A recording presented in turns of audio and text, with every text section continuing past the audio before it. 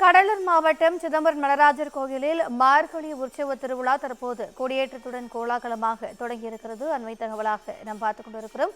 கூடுதல் விவரங்களை எமது செய்தியாளர் பொய்யாமொழி வழங்க கேட்கலாம். வணக்கம் பொய்யாமொழி, இந்த திருவிழா குறித்தான கூடுதல் விவரங்கள்.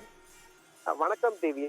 பஞ்சபூத தலங்களில் சிதம்பரம் ஆகாய தலமாக விளங்குகிறது சிதம்பரம் புகழ்பெற்ற நடராஜர் கோயில். இந்த கோயில் ஆண்டுக்கு இருமுறை பாத்தீங்கன்னா ஆருத்ரா தரிசனம் நடைபெறுவது வழக்கம். ஒன்று ஆணி திருமஞ்சன விழா, இன்னொன்று மார்கழி உற்சவ விழா நடைபெறுவது வழக்கம்.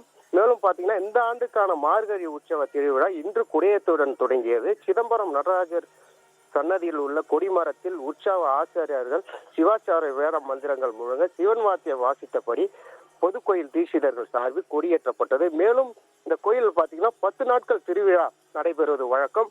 இதில் பாத்தீங்கன்னா 9 நாட்கள் பல்வேறு வாகனங்களில் வீதி உலா நடைபெறும். அதைத் தொடர்ந்து 12ஆம் தேதி மூலவர் சிதம்பரத்தில் சுற்றியுள்ள 4 வீதிகளிலும் தேரில் கணக்கான பக்தர்களுக்கு காட்சி அளிப்பார். அதைத் தொடர்ந்து பாத்தீங்கன்னா 13ஆம் தேதி சிதம்பரத்தில் ஆருத்ரா தரிசனம் வெகு விமர்சையாக நடைபெற இருக்கிறது. திவ்யா, கூடுதல் விவரங்களுக்கு நன்றி பொய்யாமொழி.